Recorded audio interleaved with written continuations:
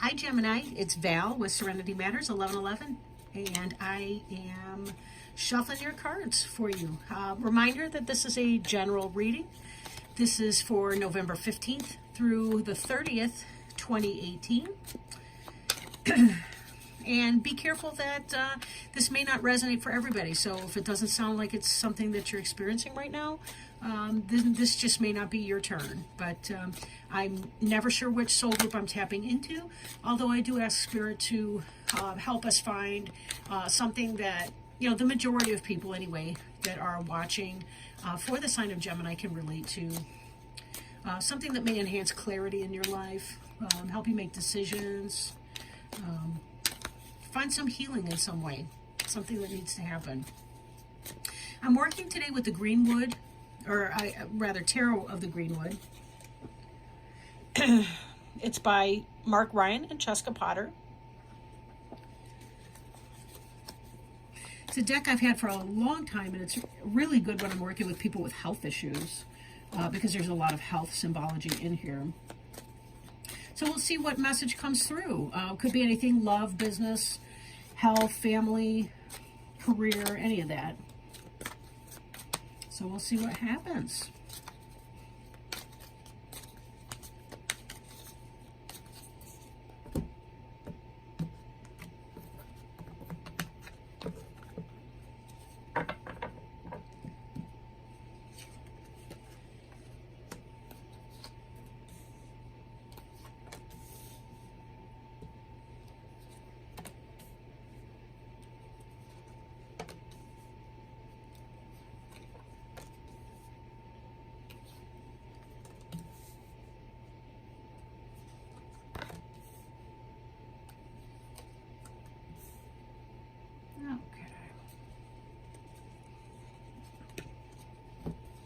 The card on the bottom of the deck is the Knight of Stones.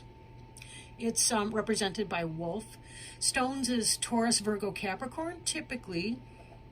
Although it can be more an overall energy for some of you, having to do with how you manifest your coin. In other words, say you're changing jobs. This could be about changing jobs. You know, moving from one place to another, but putting some energy, movement, travel, taking what you've learned and applying it in some way in the earth world. Earth being your material stuff, you know, home, family, business, that kind of thing. Wolf does tend to represent for us our family life, like wolf pack, you know, excuse me, kinship group, family at home, extended family. Bearing in mind that, at least in the U.S., we're having Thanksgiving this month. So for some of you, it could have to do with getting together with the family and celebrating Thanksgiving and some of the energy that's going to be coming from that.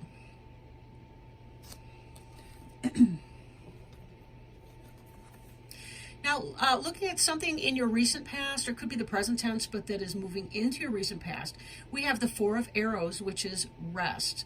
Bodily rest, mental rest, just kind of taking some time out.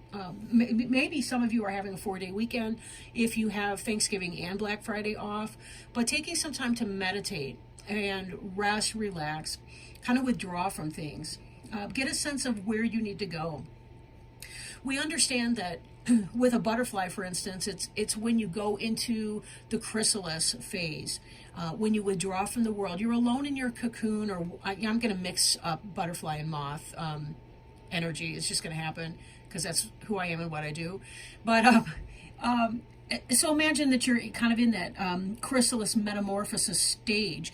You've wrapped yourself with this silky crap or whatever, and now you're withdrawing from the world. There's a great deal of change.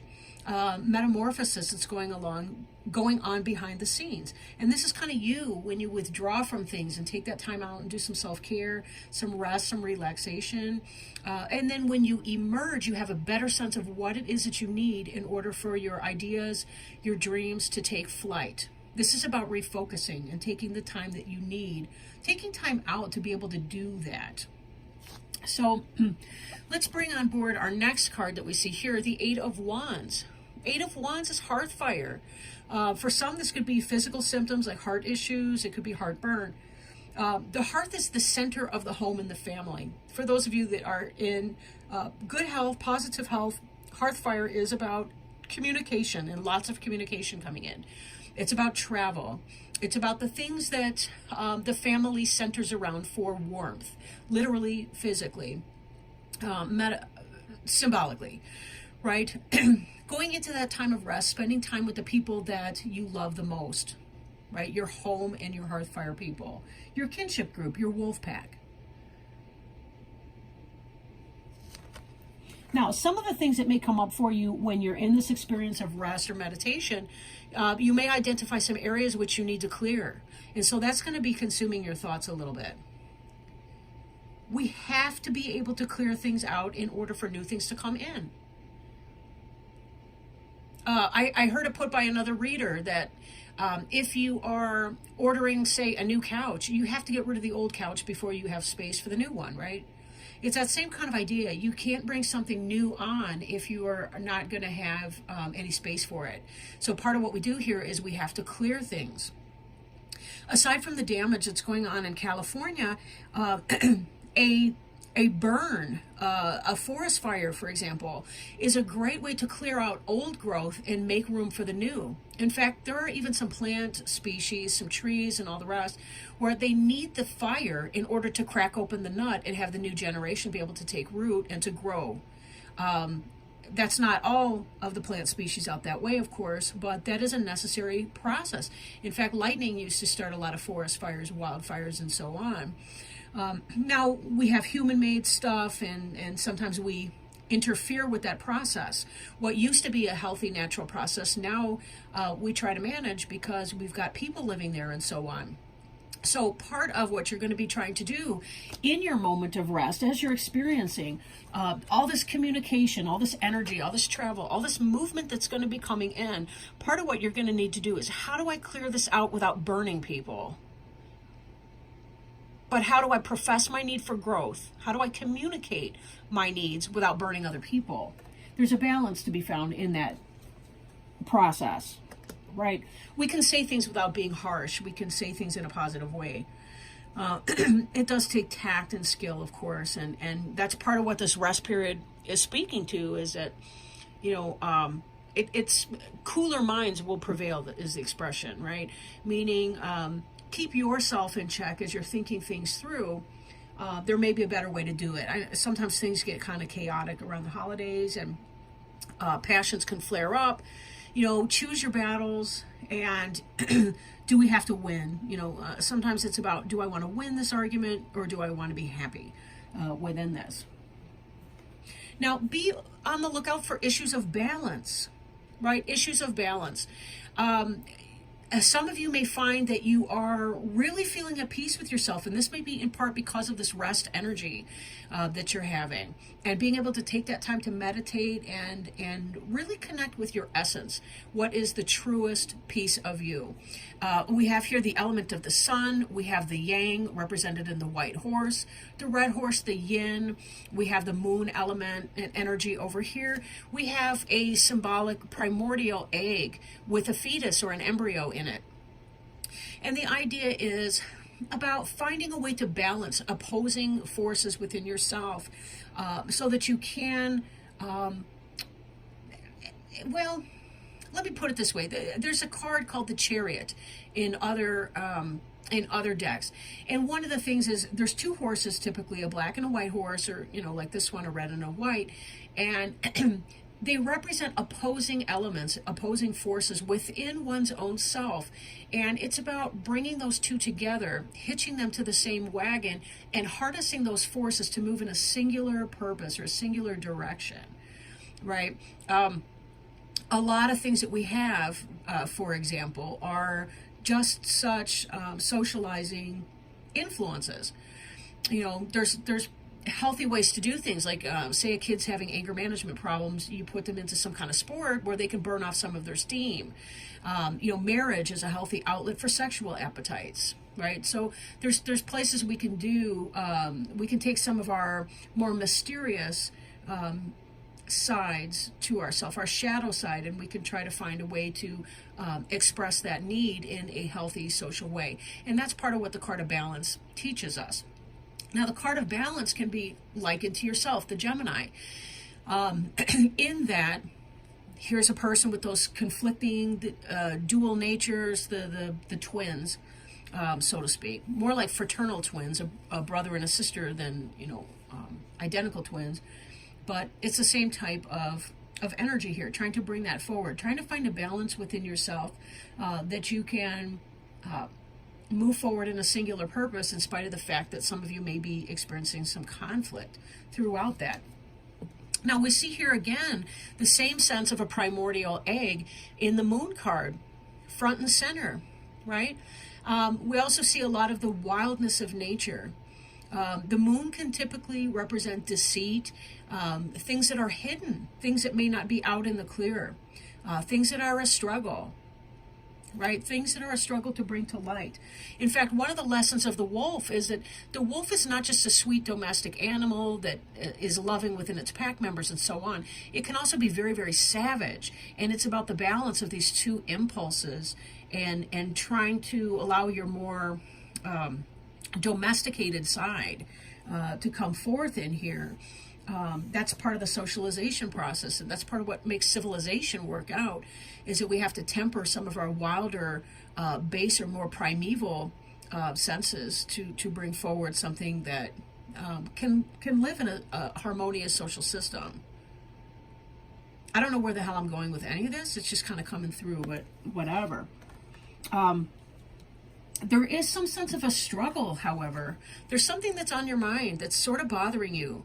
Eight of Arrows can be the anxiety card, right? Anxiety, as I must have told 100 clients this in my career. Anxiety has to do with when our thoughts, white horse, and our emotions, red horse, are at odds with one another. We tend to, well, oftentimes what can result is an anxious state. Look at the lack of color in the Eight of Arrows card. It's like black or white, whereas the Balance card is so harmonious and so lovely. Balance is also about healing. You'll notice the caduceus that's represented here with the horses, which is an old symbol of healing. But with the Struggle card, this can indicate some level of disconnect from reality, disconnect from self. And when we tie that back with the Moon card, there may be some level of deception, dishonesty, things that are not being said, things that are hidden. And an anxious struggle. If you're acting, if you're behaving, or thinking in a way that's at opposing forces to your emotions, it's going to be potentially this anxious state. I think about anxiety and particularly panic attacks in a person when, if you're thinking one way, like I should, to be concrete, I've got clients that are in substance abuse recovery. And one of the things they'll tell me, oh no, I'm not having any cravings for any drugs or alcohol, but the reality is that their biological wiring has changed in their addiction. And on some deeper level, they seriously are craving, but they're in denial about it. They may not even be aware of it themselves. They want recovery intellectually, but yet their biochemical brain is telling them, I gotta have it, right? Opposing forces. So a lot of times they'll be having panic attacks in the middle of nowhere, for seemingly no reason. There could be a trigger, but maybe not. Sometimes it really is just about the biochemistry is kicking out some sense of desperation in hopes that they lose control and use again. It really is like having a foreign animal hijack your brain in a sense, right? That's one example. The other thing can be, we love someone and yet we're really, really having a difficult time telling them something that's uncomfortable, right? Or it's hard for us to say something, that's, you don't want to say it to your family member because it's going to create a problem, but yet, you're trying to live maybe a fake or less than authentic life with around your family, especially around the holidays. Things just get so darn tight and tense. So there is a need to clear something away, something that's been creating potentially this anxious state within you. And this is about understanding what exactly that is, what that means for you. Being okay with the fact that you may not be the person that you intellectually hoped that you were.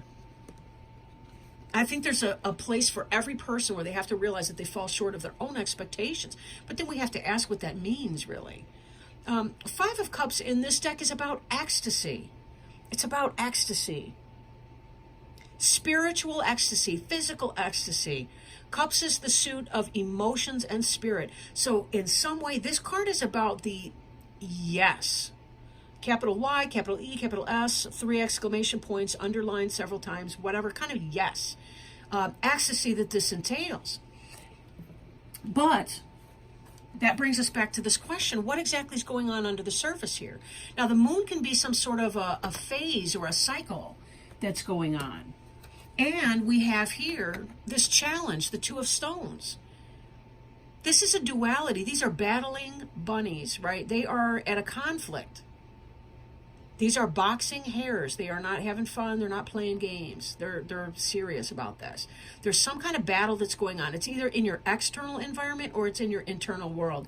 And given the fact that there's something that needs clearing here, we've got this anxiety struggle and we have some kind of a balance coming into play. It could be that you're having to make a head and heart decision and you're feeling anxious about that because you want two things that are in opposition with one another at the same time. I hate to put it like that. I mean, but it is what it is, right? And I don't want to stereotype signs either because every person can go through something like that. Geminis oftentimes have difficulties reconciling these two polar opposites. They want different things. They're emotional, they're passionate, and at the same time, they're like logical and cool and collected and calm. It's very hard to bring those two to some kind of a common peace. And this, again, is about internal struggle. Something's not out in the open in your home life. Something that needs to be communicated, and you're struggling to communicate it. And this is where this challenge is coming from. You're holding a lot in. You're not speaking a lot. It's all within this egg, and it needs to be hatched. What is it that you need to hatch open and talk about?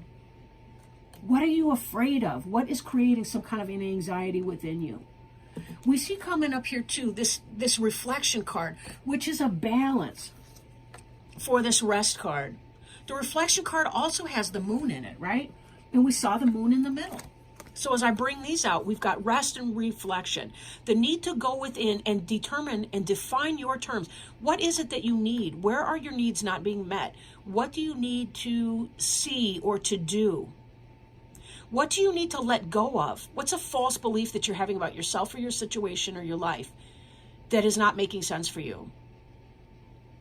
Can you create some time for yourself to go within and see if you can't turn the ugly worm within into a great big beautiful butterfly?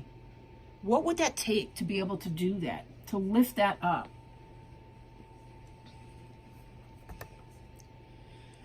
Reflection is like the rest card on steroids.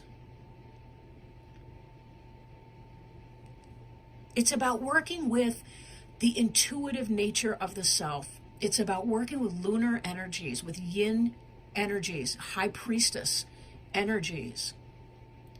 Reflection, meditation, psychic awareness, intuitive. This is about taking some of the mystery, some of the lack of clarity, sometimes the lunar or the lunatic element out of the moon, reflecting upon it, making it work for you. How can you channel your own personal cup of crazy into something that can be beautiful in your life? It's possible to do this, right? A lot of really great artwork, poetry, novels are written by people that are what they used to call in the olden days lunatics. People with mental illness can make beautiful art. They can have an amazing contribution to society.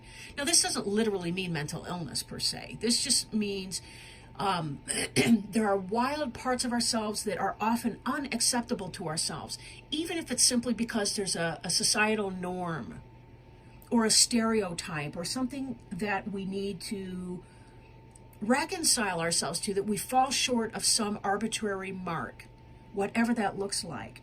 Where is your mark? Where is your line? This conflict is affecting you on an internal level. And so you're going to be keeping people at bay over these holidays. You're not going to want to let them in to see that. It's going to affect how you are relating with your pack. What do you need to get rid of? What's causing you anxiety? How can you reconcile those two opposing factors? And taking some time to reflect. Taking time for self-care. You know, I get snappish if I don't have enough self-care. If I don't take time away, I get snappish. And it's not even the person that I'm talking to. It's just that I've had my limit. I've used up my words for the day. Now I need some space. I got to space out, put the headphones on, whatever the hell happens, right?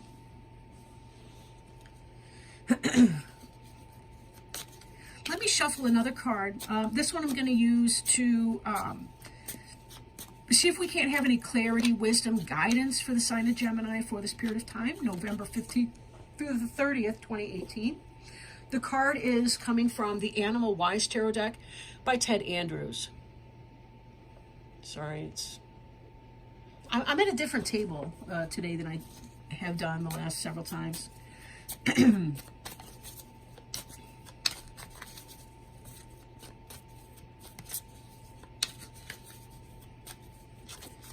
Oh, this one just fell out. Okay. It's a major arcana card, not surprising, and it's called the Hierophant. And the Hierophant was kind of like a high priest. Can represent certain things. Let me read this to you. It's kind of long, but I think it's worth it. Honorable Lord Crane is the ancient symbol of spiritual justice and longevity. It is both a solar symbol and a herald for death. So here, just in the part about solar symbol and herald for death, we see the bringing together of the yin and yang energies, these balanced energies of polarity, right? And let me point out too, because it just now occurred to me, we also see a crane right here. Could be a heron, but it's a wading bird, clearly. Right here in the moon card that's come on board.